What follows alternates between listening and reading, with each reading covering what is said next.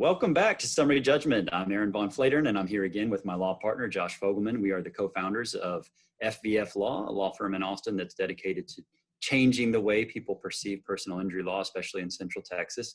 And Josh and I founded the law firm in 2014, have grown it to roughly 30 people now, and it's going strong in part because everyone here believes in the mission of helping people understand that they have options, that they don't need to call some sleazy lawyer, but they also don't need to go it alone with an insurance company just to be able to figure out what their best options are. So we're a law firm dedicated to people calling us and just finding out what they need to know. And if we can help them as a client, great. If not, we'll send them on their way. Today, we have a cool topic. We are talking about something that most people haven't heard of, but if you have heard of it, it's pretty scary. It's called a hospital lien. And it happens after you've been in like an emergency situation, a car accident, an industrial accident. You go to the hospital, they ask you, was this the result of an accident? And the next thing you know, you're getting this thing in the mail with the state seal on it. It says it's been filed with the county, and it's called a hospital lien. So let's just jump off there with that sort of fearful intro. Josh, what is a hospital lien? Yeah, and Aaron, you hit the nail on the head when you suggested that the hospitals are asking salient questions about how an injury occurred, because basically the Texas law protects hospitals who provide services to people who were harmed by the carelessness of somebody else by giving them a lien over the injured person's right to recover money from the person that harmed them. And a good way to think about practically what a hospital lien is, because it can be really confusing if you're not familiar with how liens work. Think about it if you were to borrow money from the bank to buy a house. The bank has a lien on your house where if you don't pay the bank back for the house, they can go and foreclose on your property and take it. A hospital lien is similar to that in that the law does not allow you to settle or resolve your personal injury case if the hospital or an emergency medical services provider or emergency doctors in some instances have properly secured a lien against your case in the way that the law allows them to do. Right. So, all that's great, but it sounds like my credit's going to be affected. Maybe it is like a house lien. Is it going to appear when the bank pulls my credit? Is it something that would encumber my house? Lien is not a good word for most people, right? Yeah, it's definitely scary. The law mandates the hospital who wishes to secure a lien actually provide notice of the lien to the person who was hurt, to their patient who they treated. And it can be scary to get that letter and open it up and say, oh my God, what is this? I didn't sign up for anything. I didn't borrow any money.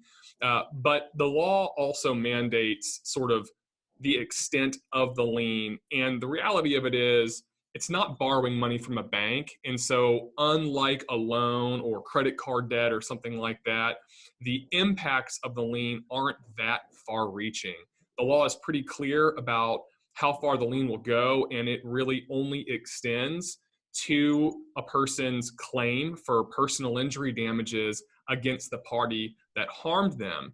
And one of the things, Aaron, that we have to often analyze when we're evaluating a lien, we get a call and people say, I've got this big old hospital bill, and a person hit me and they don't have any insurance, or I found out that they have very limited insurance. My bill is so huge.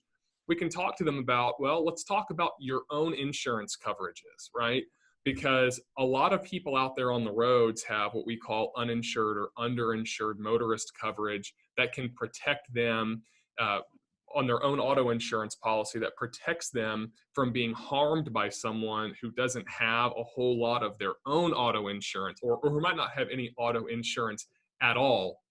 And one of the ways that Texas law can be beneficial to people who have done a good job of protecting themselves with uninsured or underinsured motorist coverage is by limiting the extent and the effectiveness of a hospital lien and not extending that lien to the insurance that a person who's been harmed has procured for themselves. So that hospital lien, not only is it not going to impact your real property, not only is it not going to impact your credit, but it's also not going to dip into any insurance that you have purchased for yourself to protect you from being harmed in that kind of a situation. Yeah, there's so much to unpackage there. One of the things that you mentioned was you could get this really big bill. And we all know that sometimes the health insurance company is going to come down and cut that bill way down or adjust it way down. So can we start with, like, what are someone's rights in just reducing the amount of that lien right off the bat if they have health insurance? Yeah, absolutely. And I'll tell you this, just in practicing personal injury law for the past 12 years, I have learned that hospitals are very keen billing experts. They do a really good job of identifying opportunities where they might be able to inflate their bill or recover more money than they probably realistically should. So to kind of answer that question, let's take a step back and just give a brief overview about how bills work. All medical providers have kind of a charge master. It's their billing practices, and it's the retail price tag for the charges for the services that they provide. That includes hospitals, okay? But most major healthcare providers and most hospitals have contracts with health insurance companies where, in exchange for a guarantee of prompt payment from the health insurance company, and also the benefit of being able to tap into that health insurance company's network of clients and insureds, the hospital will agree to dramatically reduce that retail price tag and discount that retail price tag for people who have that health insurance. What I have noticed, what we see over and over and over again, though, is hospitals recognize an opportunity when they see somebody who's come in and they've been hurt and they know that it's a car wreck or they know that it's some kind of an accident where the person they're treating has a claim for damages against somebody else. And oftentimes they'll actually convince the patient not to use their health insurance, or they'll get the patient to sign something during intake or discharge where they're agreeing not to use their health insurance because the hospital knows that if they use the patient's health insurance, they're going to end up having to take a big old discount on that bill, and they don't want to do it because they know that they're protected by the hospital lien. A lot of times they'd rather get paid out of the settlement because who knows, it might have been a really big, rich corporation that mowed somebody down, and they've got deep pockets, and in the grand scheme of things, paying off that hospital bill is probably small potatoes in that case. And so the hospital's thinking, hey, we'd like to get dollar for dollar our sticker price if we can out of this corporation that is maybe scared of this case, rather than going to this health insurance company where we already agreed on all these reasonable rates. And so I think you really nailed it with describing their finely tuned algorithms inside the hospital to figure out when they want to put pressure on the patient to go get it out of the, maybe what we call the tortfeasor, the out-fault party, and when they're going to go to the health insurance. And bottom line, the control comes back to the patient. You can use Texas law to your advantage. Texas law gives you a lot of rights here, and you can, send the proper letters. Of course, we do that as a law firm for you to make sure that the hospital is forced to push that bill to health insurance if that's the right decision for your case. And that's a whole nother discussion in terms of strategy on a case and timing. But that is a key factor. Now, one of the things that I don't want to lose sight of here is that a hospital lien is basically a public statement. It's on file, and it says we, the hospital, have a right to be paid out of a settlement. It doesn't mean anything more than that. And obviously they do have a right. That was already the case. And so the lien document is not anything to really be afraid of. But a lot of our clients get confused because they're also getting billed by the emergency room physicians, for example, as a separate billing group. And sometimes it has the same name as the hospital almost. So it's very confusing as to what that means. They're also sometimes getting billed by the radiology department, or maybe the pathology department, the lab work on the blood. So how does all that play into the hospital lien question, and how do we address that, Josh?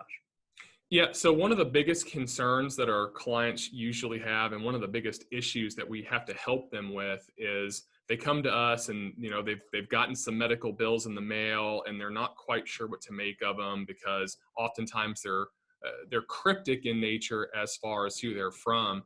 And what many people don't understand is when you go to the hospital and receive any degree of medical care, if you're having any imaging work done, x-rays, CT scans, MRIs, if you have to undergo any sort of a surgery, even if you just go for a checkup and get treated by an emergency room doctor, you're going to get multiple bills out of that transaction. You've got the facility itself. You've got the emergency room doctor who's usually not an employee of the hospital. You've got anesthesiologists who are not employees of the hospital or of the emergency room doctor. You've got radiology departments who are totally independent entities. So you'll start seeing just a slew of bills, and it can be really hard to make out what to do with it. And so kind of going back to your point in your last question to me, one of the things that we help our clients work with is, well, does it make sense for us to really force all of these bills through your health insurance company? Because in Texas, you have the right to do that, like you said earlier. And using your health insurance in some situations can be beneficial because it can stave off creditors. It can reduce those bills and make them more manageable. It can buy you just time in general to pay off some of those debts. But on the other hand, in some circumstances, using your health insurance will also put you in a situation where now you've got copays and deductibles that you have to be responsible for that you might have otherwise been able to defer until resolution of your case by working with a hospital who had a lien. So we have to work with each client individually to figure out what's the best circumstance for their particular case, understanding what their health insurance situation, what their financial situation looks like. You have to learn about the person who hit them and hurt them and figure out what their auto liability insurance looks like, our own clients' uninsured, underinsured motorist coverage looks like.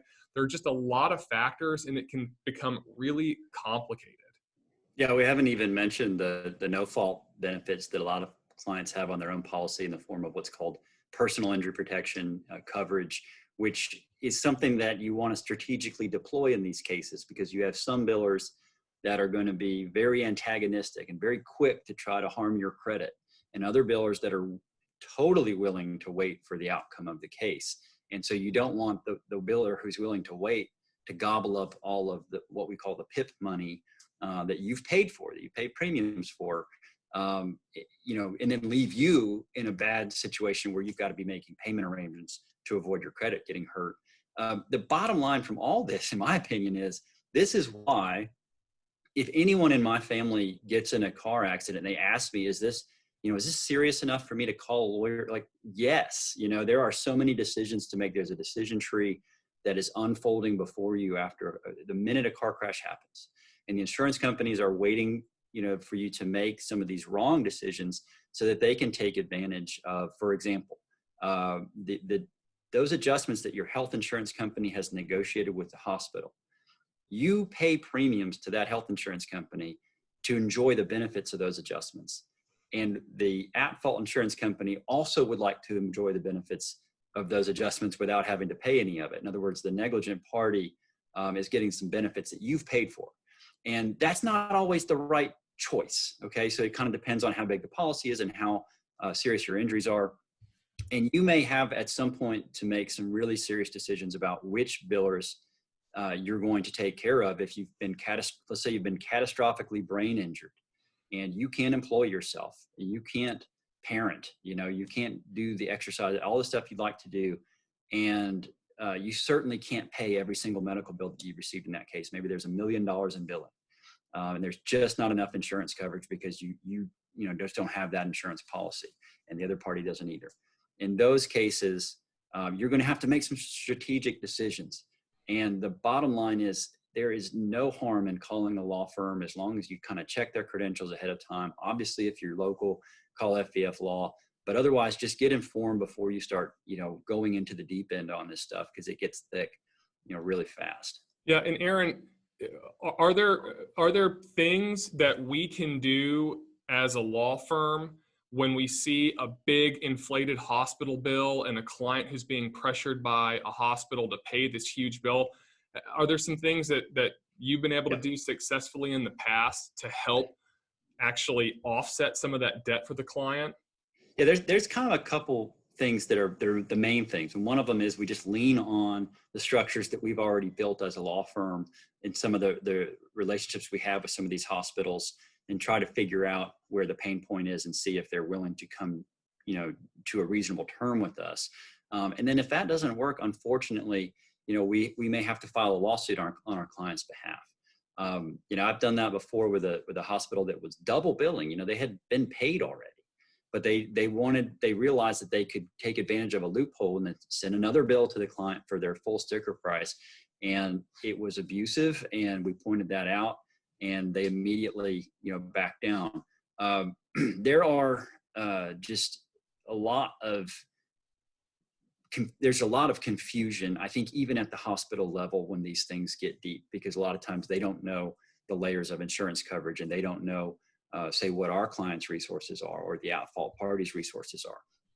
And so sometimes it just takes a little bit of education to get everybody on the same page. Yeah, and I'll tell you too, neither an auto insurance company who you're trying to collect money from or the hospital itself are going to do a good job of explaining to you some of the safeguards that the Hospital Lien statute itself has in place for preventing abusive hospital billing practices and making sure that the hospital doesn't actually gobble up the entirety of a settlement. Just a brief example, the statute doesn't allow hospitals to secure liens for unreasonable amounts. And so oftentimes we're having a fight about what is reasonable and what's not reasonable. And then there's a very express protection in the statute that doesn't allow the hospital to recover more than 50% of what you end up securing from the at-fault driver or the at-fault party's insurance company. So, kind of like you said, Aaron, bottom line, this is a very complicated area of law that can have a huge impact on a client's net bottom line. And the time to start making decisions that can really have a big impact on the outcome of a case is basically immediately after the incident occurs, immediately after you've received the hospital care. Health insurance companies have timely filing deadlines, and if you miss them, you've lost a huge opportunity there. And just kind of staying out ahead of the hospital lien is super important. So this is a case where it's a classic case of knowledge plus advocacy are needed to address the myriad problems here and the myriad questions. So bottom line, get informed, call a lawyer, listen to this podcast, but don't just trust the insurance companies to steer you right on this one, because at the end of the day, the adjuster's got 100 files and really is more interested in getting home and eating dinner at the end of the day than what's going to happen to you and your family. So please give us a call, and this has been Summary Judgment.